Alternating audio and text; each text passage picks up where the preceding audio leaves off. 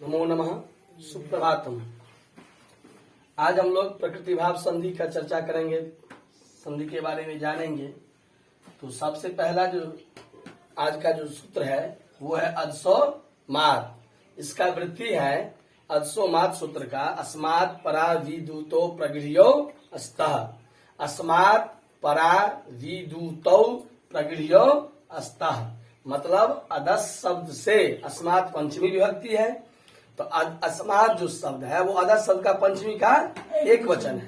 तो अदस शब्द से, अदस शब्द में जो मकार है, अदस शब्द संबंधी जो मकार माने संबंधी मतलब अदस शब्द में जो मकार है उस मकार से पर यदि इत मतलब दीर्घ ई हो या दीर्घ उ हो तो उसको प्रगित संज्ञा होती है। अस्मात् परा विदूतो इत उतौ तो मतलब अदस संबंधी मकार से पर, मतलब अदस संबंधी मकार, अदस शब्द वाला यदि मकार है उससे बाद में यदि दीर्घ इकार या दीर्घ उकार होगा तो उसको क्या हो जाएगा, प्रगित संज्ञा होगी। ठीक, तो अब आप समझ गए होंगे। तो अब सूत्र, अब प्रयोग बनाना है किसको, अमी ईसा। क्या है अमी ईशा, ईसा, अमी प्लस ईशा, ईशा, अमी प्लस ईशा। अब देखिए, अब यहाँ पे अदसो मात सूत्र लगेगा। आप देखिए अस्मात् परा विदूतो, अदस संबंधी मकार से पर, ये जो अमी है, अमी जो है सो अदस शब्द के असो अमु अमी, असो अमु अमी, अदस शब्द के प्रथमा के बहुवचन में अमी होता है। ये अदस शब्द है क्या, तो असो अमो अमी, अदस संबंधी हो गया अमी, उससे पर मकार कौन गया, अमी में म, उस मकार से पर क्या है इकार। तो सूत्र का अर्थ यही ना है, अदसोमात अस्मात् परा विदूतो प्रगृह्यो अस्तः। अदस संबंधी मकार से पर जो इकार और उकार, अदस संबंधी मकार से पर जो इकार उकार, अदस शब्द में यदि मकार है उस मकार के बाद यदि इकार उकार है तो उसको प्रगित संज्ञा होगा। तो अदस संबंधी मकार कौन होगा, अम में म, अमी में म, उससे पर क्या है इकार है, इसको क्या हो गया प्रगित संज्ञा। तो प्रगित संज्ञा हो जाएगी तो वैसे के वैसे अमी ईशा, ईशा हुआ। अब लग गया प्लुत प्रक्रिया, प्लुत प्रगृह्य अचिनित्यम, प्रक्रिया अचिनित्यम।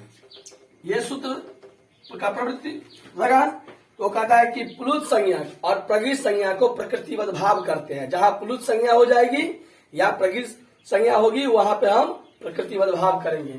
यहाँ अदसोमात सूत्र से अदस संबंधी मकार से पर जो इकार है उसको हम प्रगित संज्ञा किए हैं। तो प्रगित संज्ञा कहता है कि जिसको प्रगित संज्ञा करेंगे उसके पर में अच होना चाहिए। प्लुत प्रक्रिया अचिनित्यम माने प्लुत और प्रगित संज्ञा को प्रकृतिवत भाव हो लेकिन पर में क्या हो अच। तो प्रगित संज्ञा हुई है अमी में ई को, उसको हो जाएगा प्रकृतिवत भाव, अच पर में है ईसा में ई। तो अब जैसे प्रकृतिवत भाव का अर्थ है जैसा था वैसा ही रह जाएगा। तो हो गया अमी ईशा, ये हो गया। अब है राम कृष्णा बमु आसाते, राम कृष्णा बमु आसाते। देखिए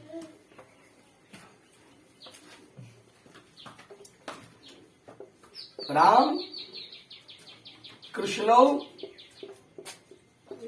अमु आसाते, ये प्रयोग है, ये शब्द है। अब इसको अदसो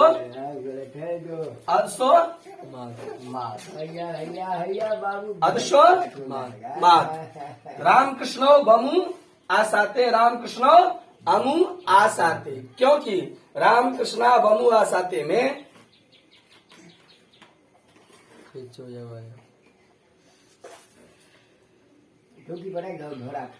राम कृष्णा बमु आसाते, तो राम कृष्णा प्लस अमु आसाते, राम कृष्ण अमु आसाते,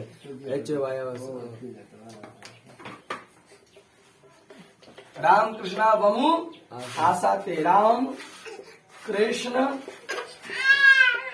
कृष्णा वमु प्लस आसाते, ये शब्द है। यहाँ भी अदसो मात, अदस संबंधी क्या हो गया?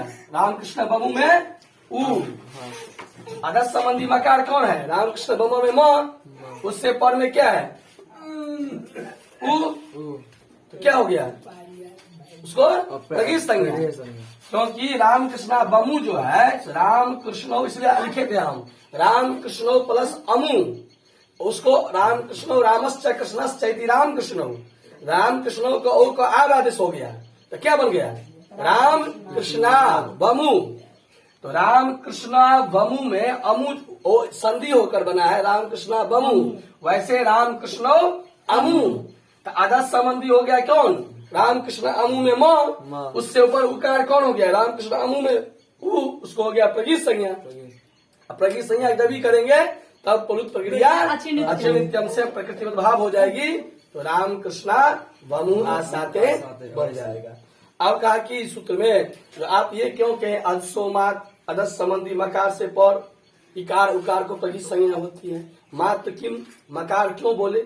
आप सीधे बोलते अदस शब्द से पर यदि अदस शब्द के बाद यदि इकार या उकार हो तो उसको प्रगीत संज्ञा होती है। आपको ये नहीं कहना चाहिए था, जो अदस संबंधी मकार होगा उस मकार से पर यदि इकार या उकार होगा उसको प्रगीत संज्ञा करेंगे। आप सीधे ये बोलते जो अदस संबंधी शब्द से पर जो इकार और उकार उसको प्रगीत संज्ञा होगी। तो कहा क्यों? तो कहा कि अमुके अत्र, अमुके अत्र, यहाँ जो अमुके अत्र है ये अदस शब्द तो है, यहाँ पे अमुक में जो क है वो अमुक शब्द है, ठीक है। तो अकच प्रत्यय अमुक हो गया है, तो यहाँ पे मकार नहीं कहता, तो यहाँ भी क्या होता? प्रगीत संज्ञा हो जाती। यहाँ भी क्या होती? प्रगीत संज्ञा हो जाती। इसीलिए प्रगीत संज्ञा न हो, इसलिए यहाँ पे कहा गया, क्या कहा गया? मात्र की, मात्र की, मतलब अदस संबंधी मकार से पर यदि इकार उकार होगा तभी होगा, उससे पहले नहीं होगा, ठीक ना। एक बात, यदि कर भी देता इसको तो औच पर में नहीं देता तो प्रकृति भाव नहीं होती, इसलिए मात्र की मकार कहना। अमुक में अमुक जो है इसमें क अंत में है, इसलिए यहाँ पे अदस शब्द का नहीं है, मकार नहीं है, इसलिए यहाँ नहीं है। ठीक, बस हो गया अमुके अत्र।